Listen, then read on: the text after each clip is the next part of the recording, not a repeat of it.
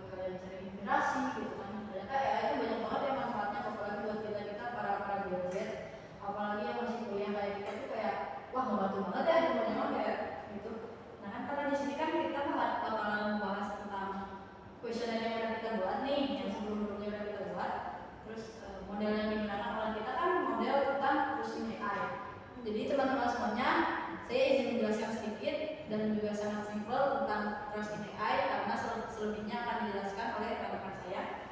Jadi trust in AI itu adalah tentang bagaimana para penggunanya bisa mempercayai terhadap teknologi itu atau terhadap AI tersebut. Lalu kan karena kita pas bikin kuesioner itu bikinnya berapa variabel? Ada 5 variabel ya. Nah, coba dong dijelasin tiap variabelnya.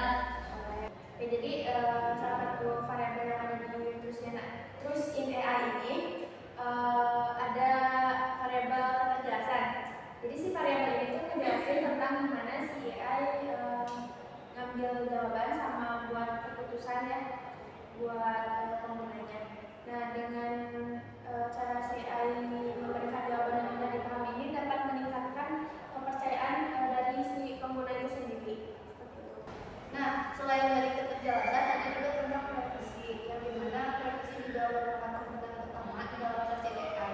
Karena di dalam kuesioner tersebut, pernyataan itu dimana responden percaya nggak sih kalau data-data yang diberikan ini diolah secara enkripsi di AI tersebut. Selanjutnya mengenai keadilan dalam keputusan yang diambil oleh sistem AI. Contohnya apakah AI ini terbebas dari bias atau enggak, terus penilaiannya apakah objektif, dan secara keseluruhan sistem AI ini dinilai cukup objektif dan berusaha mengurangi bias dalam pengembangannya.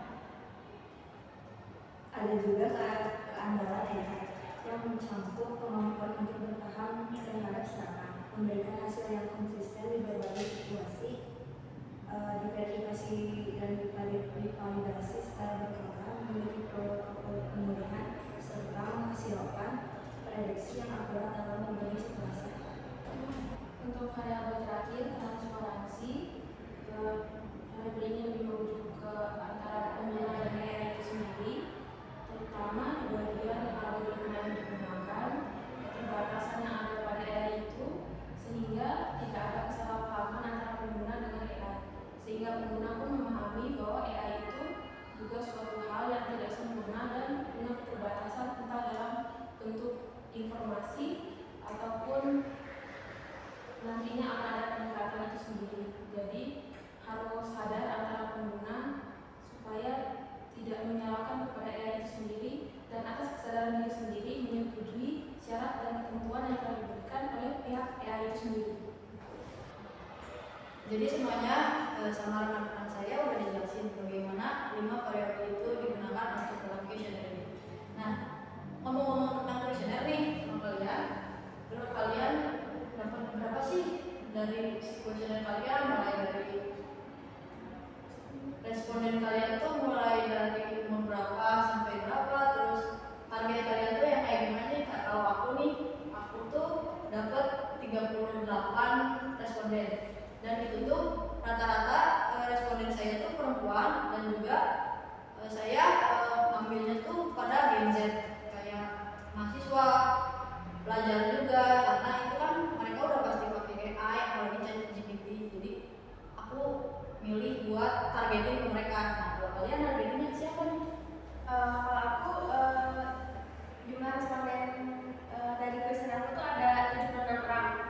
Nah, terus target dari si kuesioner aku ini waktu itu aku nyarinya kriteria Gen X, Y, sama generasi Z.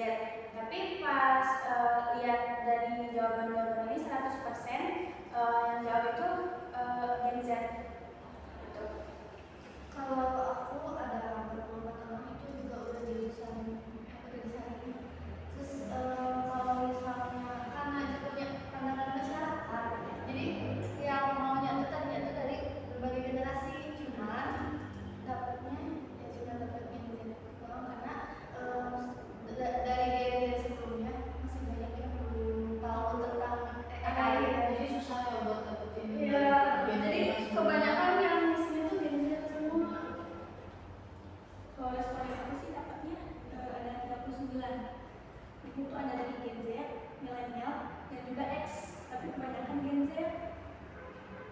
Kalau aku ada 42 responden.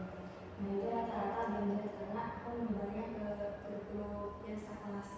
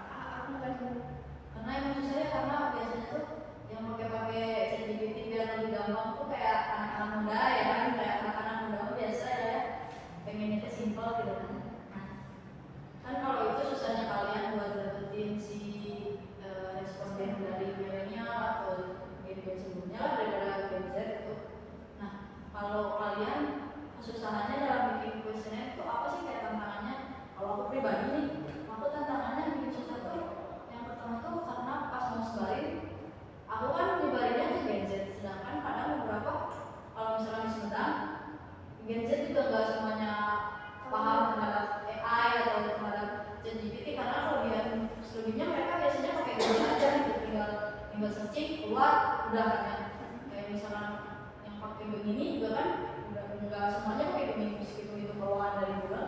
Itu tuh yang bikin susah tuh kayak mereka tuh nanya kayak ChatGPT itu apa sih gitu kayak terus bioskop AI itu apa gitu kan, jadinya kayak kita mau sebarin questionnaire itu kalau mereka yang nggak pernah pakai AI itu kayak buat apa gitu. Jadi kan Jawabannya juga pasti nanti ngaco nggak valid. ngaco semua kan, jadi kayak tidak tahu kan, jadinya buat apa kita sebar. Jadi kayak aku tuh lebih ke milih-milih sih pilih responden. Jadi maaf ya buat kalian yang nggak kepilih jadi responden aku karena emang aku pilih-pilih, minta maaf. Nah kan kalau aku udah jelas ya sih tantangan aku tuh pas di si questionnaire itu dari respondennya sendiri. Nah kalau kalian tantangannya bikin questionnaire itu apa sih? Kalau aku pas bikin questionnaire itu lancar ya, tapi cuman pas nyari respondennya itu susah. Kan ada ketentuannya buat respondennya itu 30 sampai 60 orang kalau nggak salah. Nah waktu itu tuh udah disebar di grup kelas sama grup alumni SMK juga, tapi masih sedikit gitu yang ngisi. Terus pas dilihat juga ada yang ngisinya tuh ngaco, kayak dari pertanyaan pertama sampai pertanyaan terakhir itu jawabannya tuh setuju semua. Kan kalau ngisinya gitu itu disebutnya jawabannya nggak salah. Paling di sana sih kesulitannya. Kalau aku tantangan alhamdulillah sih kayak kalau pas bikin mah nggak ada, cuman ya tadi banyak yang di sini tuh nyimpang masalah itu kayak jadi harus dilihat lagi satu-satu ini teh orang teh ngisi teh bener atau cuman ngasal aja, cuma itu aja sih. Terus ya sama yang tadi dari yang bikin sebelumnya susah banget nih dari yang bikin sebelumnya. Tantangan aku juga sama seperti yang tantangan aku juga sama kayak yang lainnya. Pertama ini responden itu isinya jujur apa enggak, sesuai pengalaman mereka atau enggak. Itu contohnya sih.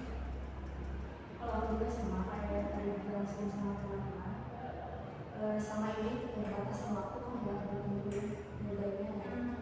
Jadi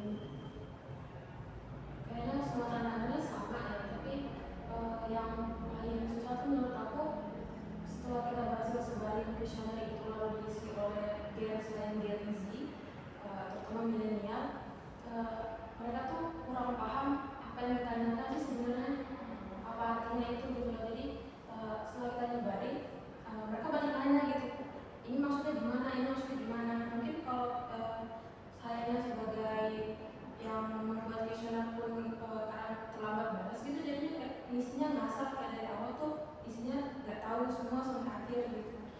Jadi ya nggak bisa disalahin kan jadinya. Mungkin bahasa yang dikenal banyak orang Ya berarti dari yang isi questionnaire tuh di beberapa hari kalian tuh ada yang nanya kali kayak pertanyaan iya apa banyak jadi arti dari ini awal. jadi tentunya yang harus mentranslate lagi dengan bahasanya ya Disederhanakan. disederhanakan lagi biar lebih paham gitu kan buat yang isi responden. Gimana semuanya yang isi responden kita pada paham nggak sama pertanyaan kita? Tadi kan kita udah bahas tentang questionnaire-nya, tentang questionnaire kita. Sebenarnya masih banyak yang harus kita bahas tentang si questionnaire kita karena kita masih ada satu lagi pembahasan tentang questionnaire kita. Nah, ini tuh kita pengen balik lagi nih tentang si AI-nya itu. Nah, kalau misalkan aku biasanya pakai AI itu banyak ya, nggak cuma satu, nggak cuma ChatGPT. Aku biasanya pakai Bioskop AI, terus juga pakai ChatGPT juga, terus Gemini juga pakai. Jadi kayak semuanya kalau misalkan semuanya bisa dimanfaatkan dengan baik, kenapa nggak kita manfaatkan gitu kan? Jadi masih banyak sesuatu hal yang penting kan, kadang di ChatGPT limit atau ada masalah gitu langsung ganti ke yang lain. Nah kalau kalian tuh pakainya model AI yang kayak apa aja sih? Aku lebih sering ChatGPT sih, karena kayak jawabannya tuh lebih relevan sama apa yang aku inginkan. Terus selain itu juga aku suka pakai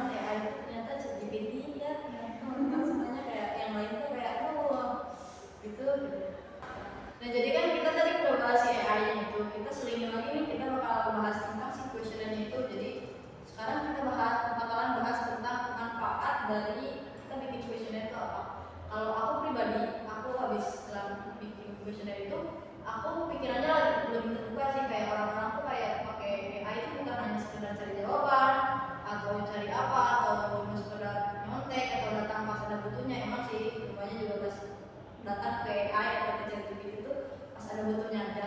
Tapi terlebih mereka juga kadang nyari referensi, nyari hiburan, terus juga kadang nyari buat balikin mood itu kadang nanya sama AI gitu. Jadi kayak AI itu banyak manfaatnya tuh, lihat-lihat juga kayak orang-orang ternyata sepercaya itu ternyata sama AI, kayak gak ada tuh orang-orang yang ragu-ragu sama AI, kayak ya udah tinggal maupun itu pertanyaan pribadi mereka kayak ditanyain aja sama AI. Nah kalau aku kan manfaatnya tuh kayak lebih, aku lebih bisa tahu tentang orang lain pakai AI itu kenapa dan mereka tuh seperti apa sama AI.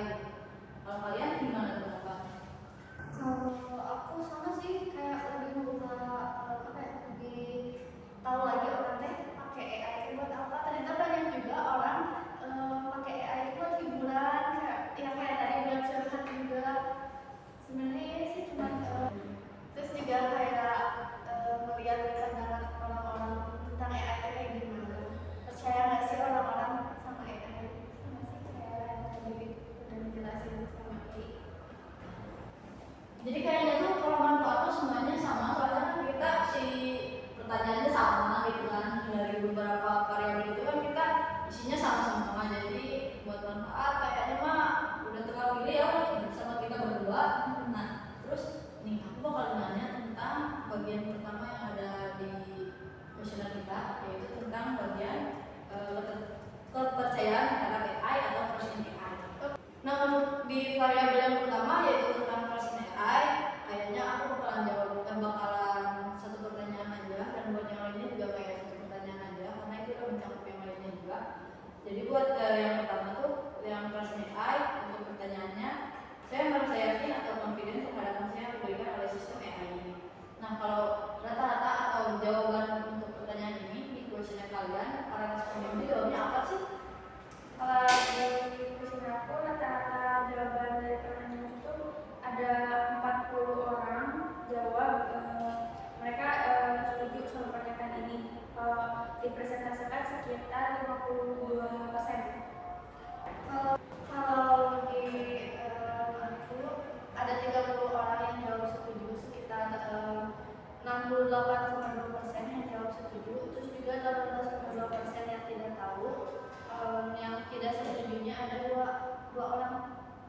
Sama aku juga kebanyakan pada jawab setuju dengan persentase 56%. Sama aku juga kebanyakan jawab setuju dan persenannya 80%. Aku juga mayoritas yang menjawab banyak setuju, 50%, sekitar 28 orang. Oke, berarti orang-orang sepercaya itu ya terhadap AI ya. Hampir setengahnya juga lebih. Ya, kayak percaya banget nih sama AI gitu. Terus kita lanjut ke variabel yang lainnya, yaitu variabel adilan. Aku bakal sama kayak tadi cuma nanya satu pertanyaan, jadi tolong buat dijawab teman-temannya. Ya, jadi untuk pertanyaan keadilan yaitu yang pertama, sistem AI ini bebas dari bias dalam keputusannya. Gimana nih jawaban para responden kalian? Kalau di aku sih ada sekitar 48% orang jawab setuju sama pernyataan ini. Kalau di aku ada 61,4% orang yang jawab setuju. Aku kebanyakan tidak tahu jawabannya dengan persentase 43%. Di aku dari 42 responden kebanyakan yang setuju dengan persentase 54,8%. Aku dari 36 responden yang banyak yang menjawab setuju, presentasinya 63,9%. Oke, sama juga ya, itu kebanyakan setuju juga ya kayak trust in AI. Terus juga untuk variabel selanjutnya yaitu keterjelasan, yaitu tentang keterjelasan. Aku bakal tanyain satu pertanyaan juga, semuanya adalah satu pertanyaan dari yang lebih. Jadi pertanyaannya itu, saya memahami bagaimana sistem AI ini saat keputusan. Nah, jawaban responden kalian kayak gimana nih? Apakah setuju, tidak setuju, atau tidak tahu? Kalau aku 70,5% aku jawabnya setuju. Kalau aku 35% jawabannya setuju sih. Oh, 59% jawabannya setuju juga. Ya, aku juga rata-rata kebanyakan jawabannya setuju dengan persentase 66,8%. Aku 75% setuju. Oke, berarti orang-orang juga setuju dengan AI saat membuat keputusan atau memberikan jawaban ke kita, gitu kayak orang-orang setuju dan mereka puas dengan si jawaban dari AI tersebut kan ya. Oke, selanjutnya kita ke variabel yang selanjutnya itu keandalan. Saya tanyakan satu pertanyaan juga, yaitu sistem AI ini tahan terhadap upaya manipulasi atau serangan. Gimana nih responden kalian jawabannya? Kalau dari aku sih 30 orang ya 39,5% mereka jawab nggak tahu buat pertanyaan ini. Kalau di aku juga 50% orang jawab nggak tahu. Mungkin sama nggak tahu. Iya. Nggak tahu ChatGPT tahan atau enggaknya terhadap manipulasi. Iya, hampir sama, tidak tahu 48%. Sama aku juga ini 7,1%. Aku 52% juga jawabnya nggak tahu. Oke, berarti kalau di variabel ini orang-orang kebanyakan nggak tahu karena orang-orang juga nggak tahu sedalam ini tentang AI ya. Mereka apakah itu kuat atau apa gimana gitu kan, mereka kayak ya udah aku kayak ironi gitu kan, kayak gitu. Oke, kita lanjut ke variabel selanjutnya, itu transparansi.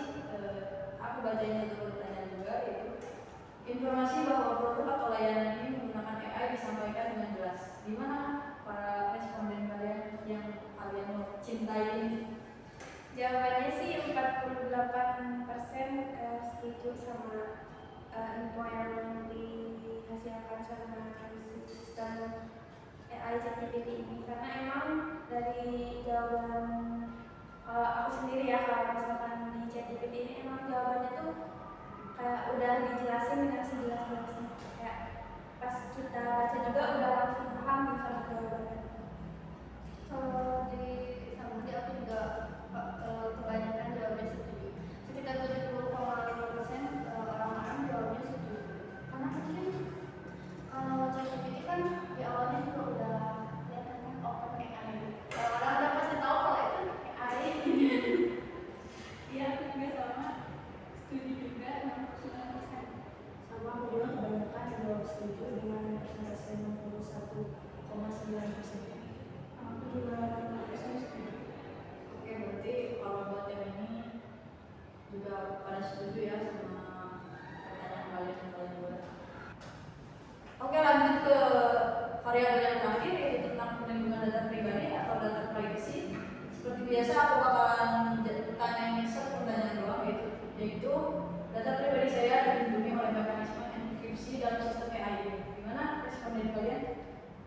Di aku sih 40% orang-orang jawab mereka nggak tahu sama apakah data pribadi mereka ini dilindungi oleh mekanisme enkripsi ChatGPT atau enggak. Kalau di responden yang di aku 45,5% orang jawab setuju dan 45,5% orang jawab tidak tahu. Jadi kayaknya setengah-setengah antara ada yang setuju dan ada yang nggak tahu. Karena mungkin emang nggak sejauh itu orang-orang tahu tentang data pribadinya di ChatGPT. Ya, lagi-lagi sama, jawabannya setuju sekitar 41%. Ya, di aku juga sama, rata-rata jawabannya itu setuju dengan persentase 54,8%. Ya, aku juga 55% setuju, tapi ada 30% yang tidak tahu. Jadi lebih ke kalau di variabel ini lebih ke 50-50 ya teman-teman semuanya, karena orang-orang juga kayak ada yang peduli sama data pribadinya, ada yang kayak udah login aja gitu kan, kayak gitu. Jadi kayak ya 50-50 lah. Semoga aja si OpenAI ini, si ChatGPT atau sistem AI yang lainnya kayak proteksi diri dapat melindungi data kita dengan baik ya. Jadi teman-teman, selain kita bikin kuesioner, kita juga harus mengidentifikasi, terus lebihnya kita buat ini semua tuh ke dalam bentuk paper. Jadi kayak lebih terperinci ya. Kalau udah di paper tuh kayak diuraikan lagi si kuesioner ini. Nah, kita tuh bakalan bacain kayak sekilas ya, Dan sekilas. hasil penelitian kita di Iya. paper ini. Jadi kayak lebih ke kesimpulannya dari paper yang kita buat. Jadi aku duluan yang bakal bacain kesimpulannya. Jadi izin aku baca ke sini ya. Untuk penelitian ini menyimpulkan bahwa penggunaan kecerdasan buatan khususnya ChatGPT memberikan berbagai dampak signifikan yang perlu diperhatikan. Tingkat kepercayaan terhadap AI ini berada pada level yang sangat dipercaya.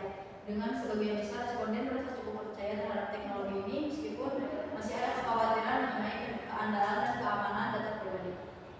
Dalam aspek keadilan, AI ini belum sebelumnya bebas dari bias, yang menunjukkan perlu pengembangan sistem yang lebih inklusif dan adil.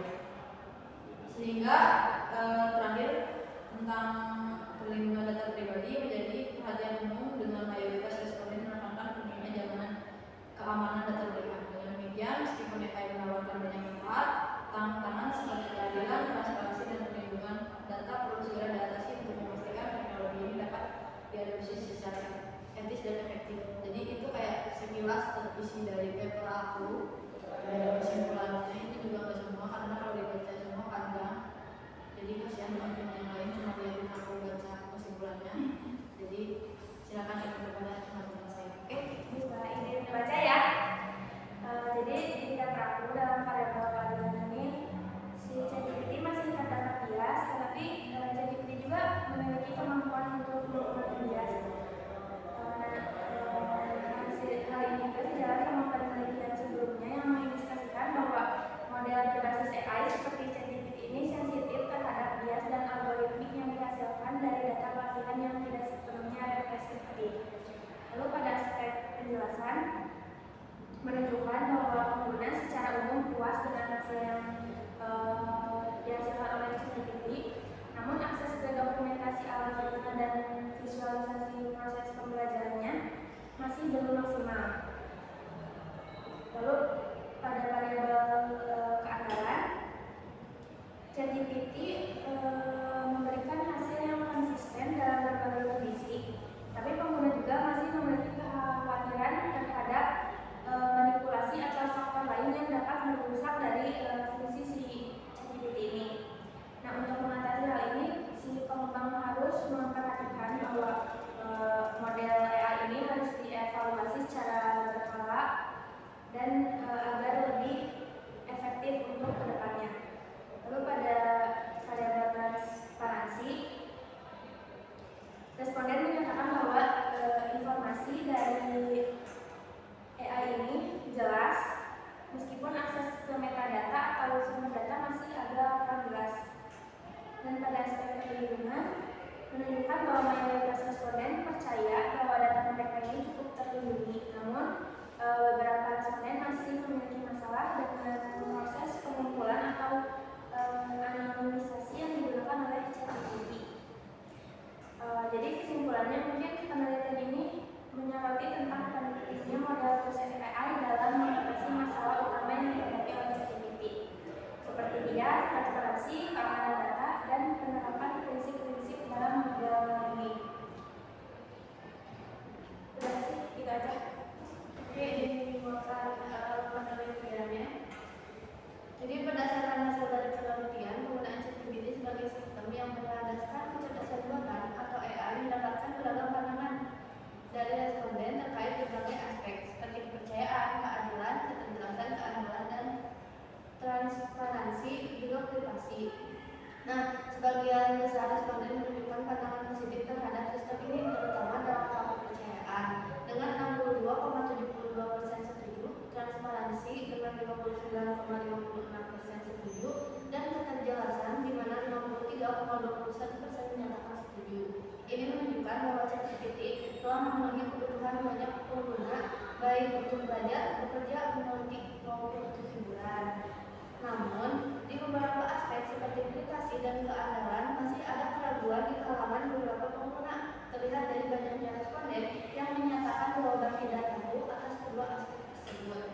Hal ini menunjukkan bahwa perlunya meningkatkan pendidikan bagi pengguna mengenai cara informasi, kebijakan pengelolaan data, dan mekanisme pengambilan keputusan untuk membangun kepercayaan yang lebih baik lagi.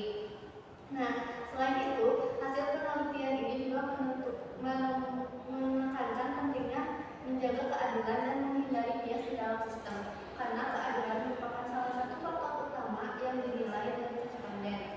Transparansi cara kerja dan hasil yang diproduksi oleh ChatGPT juga perlu ditingkatkan agar pengguna lebih memahami bagaimana sistem berfungsi secara menyeluruh. Secara keseluruhan, ChatGPT memiliki potensi yang besar untuk berkembang jauh lebih layak lagi memberikan kontribusi yang lebih berarti di berbagai bidang jika aspek-aspek tersebut ditingkatkan. Aku ingin sambil lihat pun ya. Jadi berdasarkan hasil analisis yang dilakukan, dapat disimpulkan bahwa mayoritas responden menunjukkan sikap positif terhadap kinerja dan keandalan sistem ChatGPT. Secara keseluruhan, sistem ini telah memenuhi kebutuhan dan harapan pengguna, terutama dalam aspek keterpercayaan, keterjelasan, transparansi, keandalan, dan perlindungan data pribadi.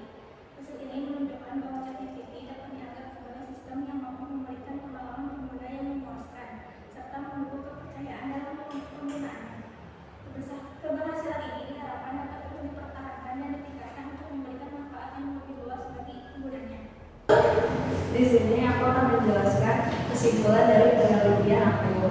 Penelitian ini mengeksplorasi pendapat dan pengalaman pengguna terhadap Perplexity, sebuah platform berbasis kecerdasan buatan yang menggunakan model bahasa besar untuk memberikan jawaban yang cepat dan akurat. Hasil penelitian menunjukkan bahwa sebagian besar pengguna merasa puas, percaya, dan menghargai keandalan serta kecepatan sistem. Meskipun demikian, terdapat beberapa tantangan terkait interpretasi hasil, transparansi algoritma, serta perlindungan data pribadi yang memerlukan peningkatan. Implikasi dari penelitian ini memberikan rekomendasi untuk pengembangan lebih lanjut, khususnya dalam meningkatkan kepercayaan, keterbukaan informasi, dan pengalaman pengguna secara keseluruhan. Izin membaca kesimpulan dari hasil penelitiannya. Hasil penelitian yang telah disimpulkan menunjukkan bahwa sebagian besar responden mengakui manfaat ChatGPT dalam berbagai aktivitas sehari-hari. Meskipun masih ditemukan kekurangan yang perlu diperbaiki, seperti transparansi algoritma dan penanganan data pengguna, metode penelitian kuantitatif dengan pendekatan deskriptif berhasil memberikan gambaran yang objektif tentang persepsi masyarakat terhadap ChatGPT, sekaligus menyoroti pentingnya desain sistem AI yang inklusif dan berbasis partisipasi masyarakat. Sebagai langkah ke depan, penelitian ini merekomendasikan penguatan kolaborasi antara pengembangan teknologi, para pemerintah, dan masyarakat untuk menciptakan ekosistem AI yang lebih etis dan bertanggung jawab. Jadi teman-teman udah dengar semuanya tentang kesimpulan yang udah kita buat dengan penelitian yang udah kita buat dengan data-data yang real seperti yang kita buat ya semuanya. Terus jadi semuanya di obrolan kita kali ini lebih kayak kita lihat bagaimana masyarakat melihat AI itu kayak gimana, apakah mereka percaya, apakah mereka sesuai dengan model yang kita gunakan yaitu model trusting AI. Jadi kita lebih ke melihat bagaimana sih masyarakat menggunakan AI ini, apakah mereka percaya atau ragu-ragu atau bagaimana. Tapi bukan hanya tentang mereka percaya terhadap AI, tapi mereka juga mempunyai Masih ragu kepercayaan terkait ada aplikasi sama keadilan yang dihasilkan masing-masing. Masih banyak yang jauh dan tahu mereka implikasi di bagian privacy. Terus ya apa sih keandalan yang terkait keadaan dari manipulasi atau serangan itu mereka rata-rata gabungan nggak tahu. Jadi selebihnya mereka percaya terhadap AI, tapi mereka ada beberapa variabel atau beberapa dari mereka yang beberapa aspek yang mereka tidak tahu gitu, kayak mereka nih tidak tahu harus memilih mana, atau mereka tidak tahu atau mereka tidak setuju atau setuju, jadi mereka lebih memilih aman itu memilih tidak tahu. Jadi terima kasih semuanya karena udah dengerin podcast kita kali ini. Ninggul kali itu hadir. Dan makasih semuanya karena udah mau stay sama kita dengan podcast tentang AI ini. Semoga kedepannya kita bisa lebih sharing-sharing dengan lebih banyak lagi dengan kalian. Semoga